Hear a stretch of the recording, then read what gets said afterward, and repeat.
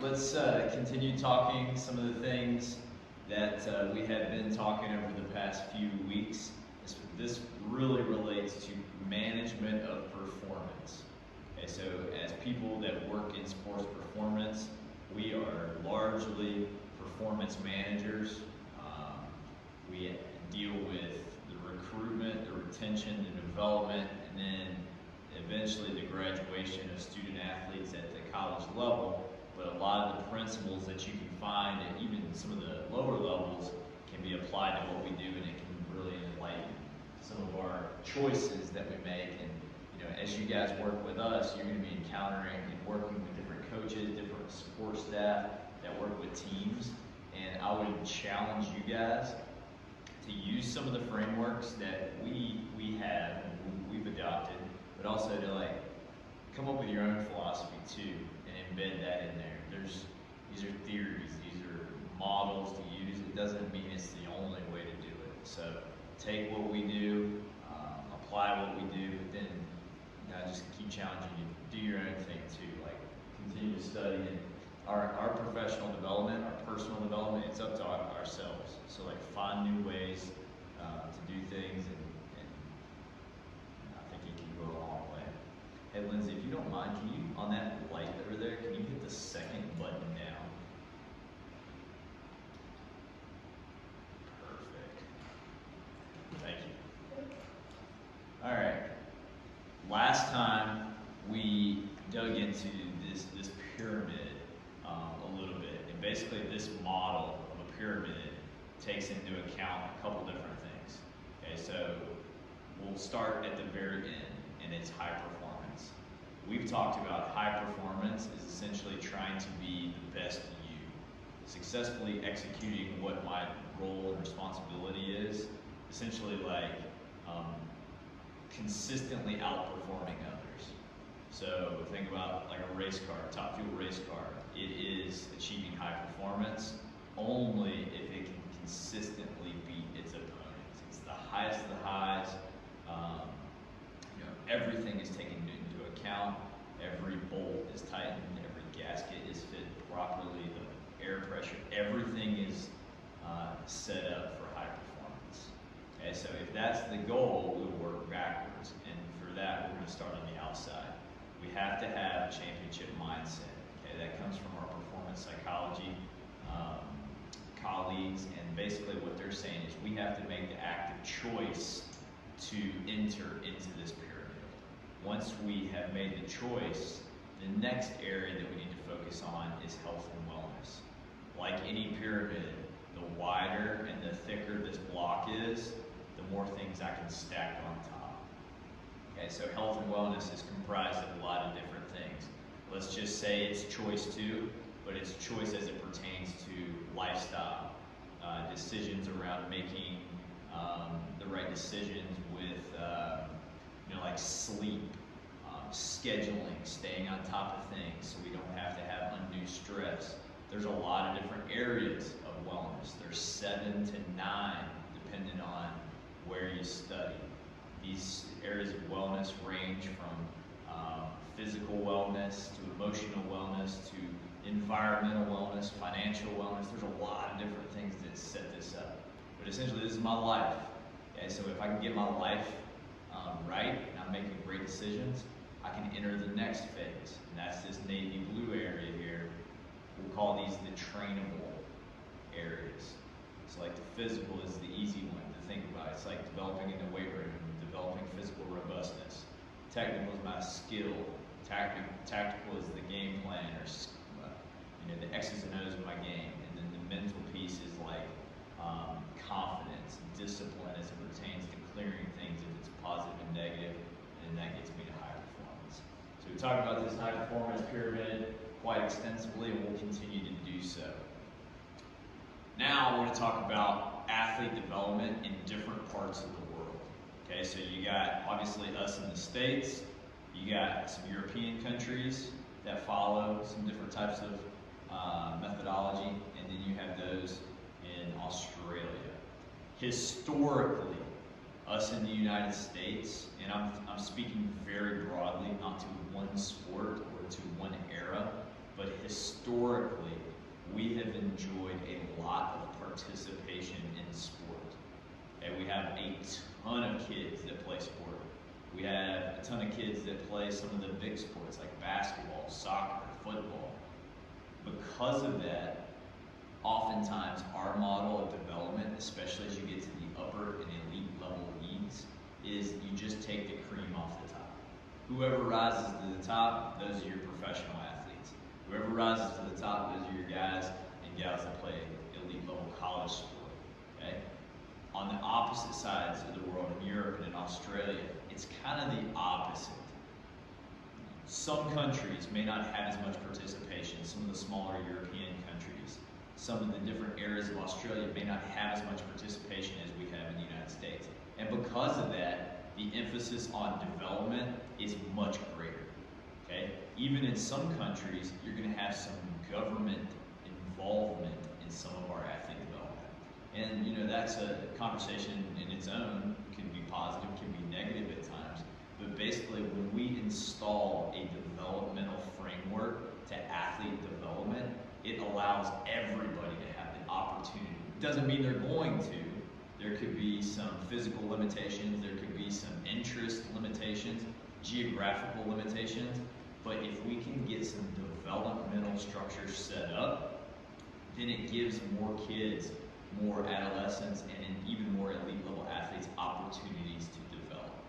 Now, segue two, with this same model in the States, Europe, and Australia, our coaching, and you could group Canada also a little bit into some of these other models like Europe, is that our coaching model, oftentimes in the United States, is set up in a way that the head coach is often the power broker, the biggest decision maker.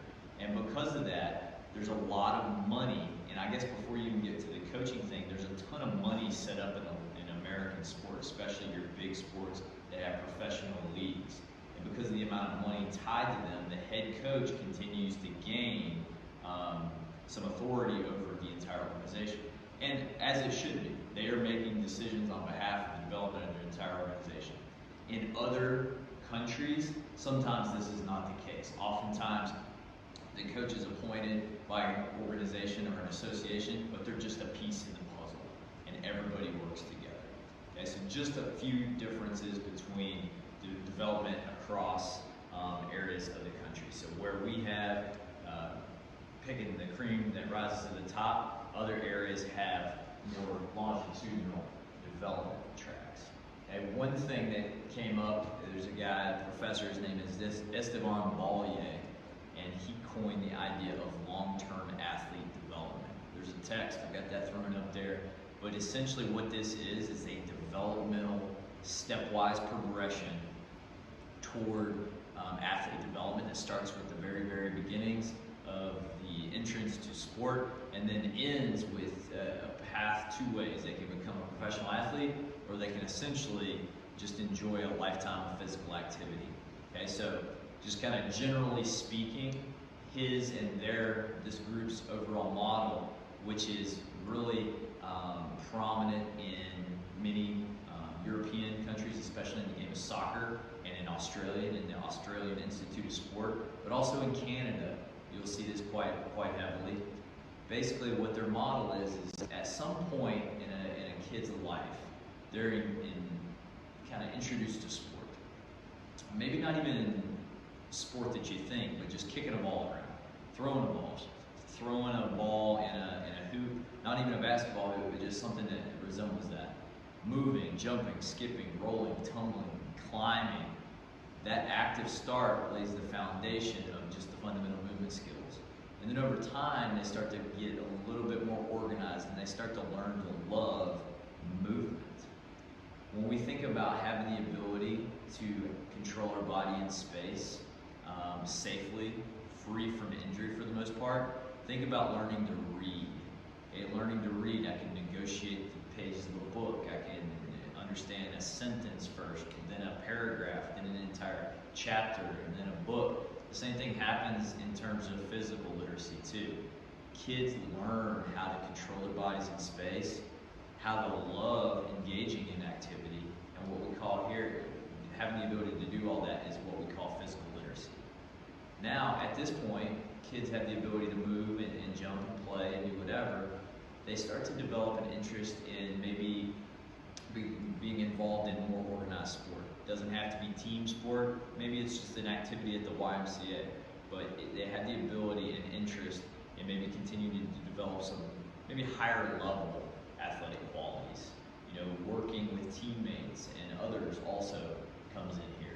But basically the Ltad framework allows them to come from the entrance into physical activity to develop a basic, very general set of skills as it pertains to physical literacy, is what we'll call it.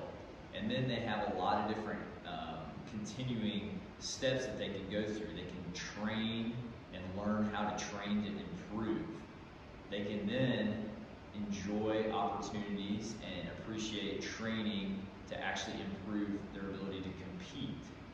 And then way down the way, when we get a little bit more elite and more competitive, we start to shift to training to influence our ability to win.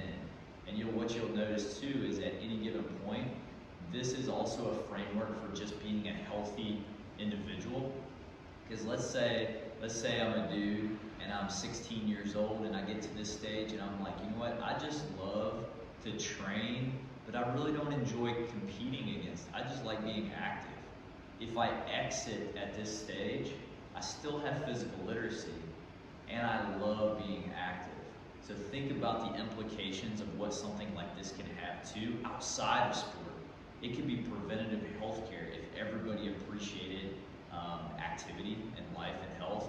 You may actually have some powerful things as it pertains to protecting people and limiting the amount of maybe insurance claims or problems that we have just in overall health in our world. Okay, so long-term athlete development was started here.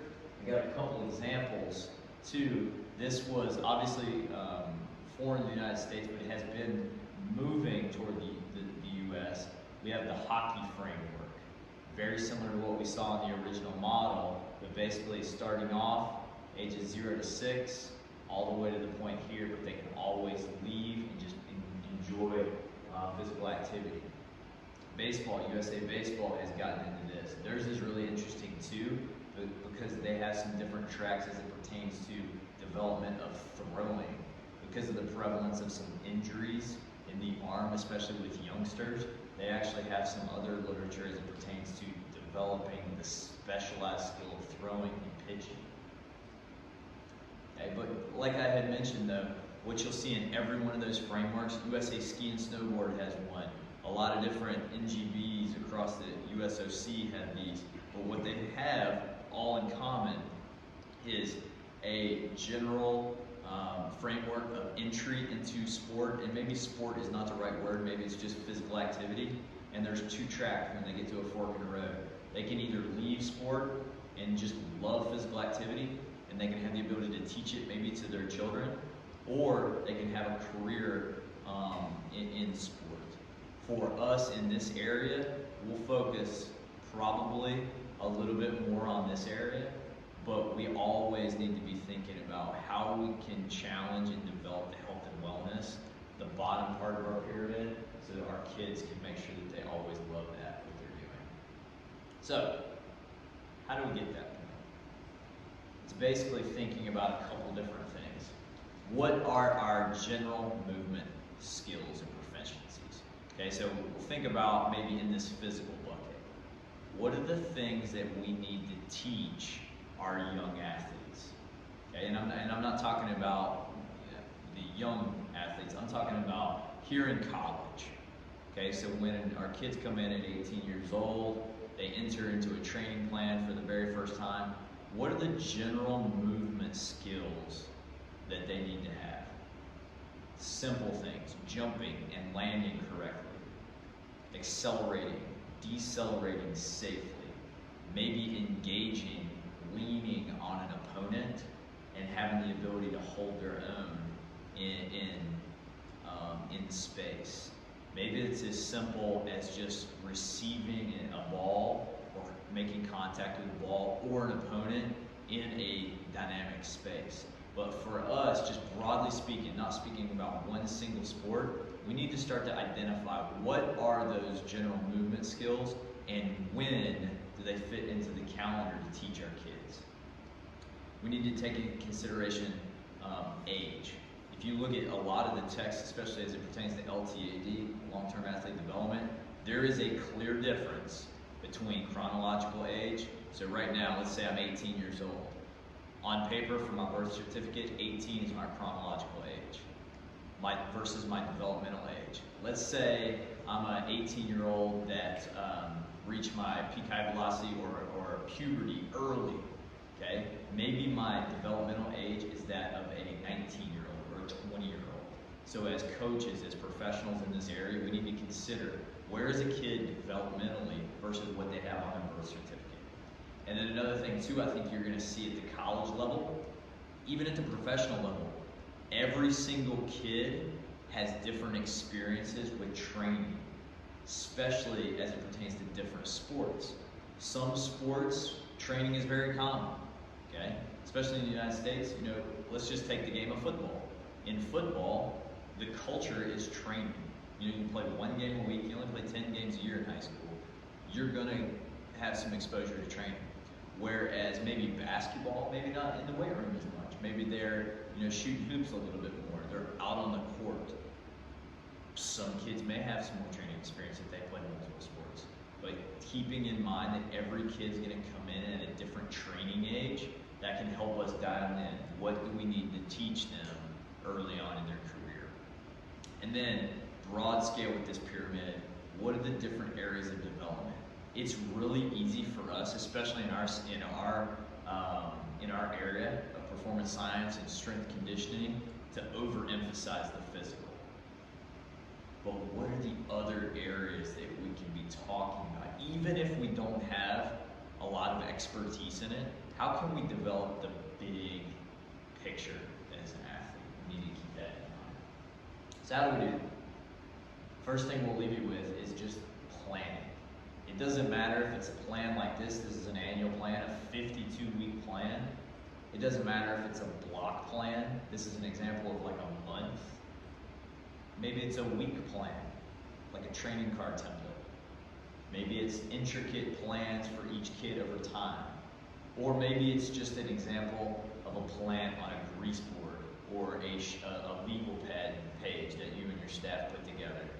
We need to have plans that keep in mind the age, where they're coming in, where we're actually going. The last thing we'll say is if we can first emphasize the person, that's going to put us in a really good position. That's like emphasizing the mindset, emphasizing the health and wellness. That lays the foundation. Then we emphasize the athlete, okay? The athlete has all these different buckets. And just like my Home Depot bucket here and Lowe's bucket, every athlete is different. Let's say this is Nellie's bucket and this is John's bucket, okay? It's got the same capacity, but they're a little bit different. Maybe Nellie's bucket needs a little bit different things than John's bucket does. Maybe John's bucket has a little bit more robustness to it because he's been training a little bit more. So you can put some strength work on top of him. Where Nellie's bucket, he doesn't have a lot of training age, so you just need to get him with some general training. And then the final thing as you're working toward the professional, this is a scaffold. Okay? The idea of scaffolding in learning is really common and used a lot of times in the education world, because think about a scaffold. It's just kind of like a pyramid, honestly. If I'm painting a building, I can take another scaffold and put it on top of this. And I can take another one and put it on top of this. But if I keep stacking in one vertical, okay, so if I just keep adding physical, and I don't add anything horizontally, it's gonna get really wobbly, you know? So in all these different training areas, think about this as a scaffold. I gotta add physical, no question. But I gotta also develop horizontally and add some tactical side of it. Then add some technical side of it. Add some mental. So then as my scaffold goes up, it's also got a great foundation on the side. So, broadly speaking, today we're talking athlete development. And the biggest takeaway will always go back to athlete development has to have all these areas, and it's over time. Any thoughts or additions to that? Questions? I did have a question going back to the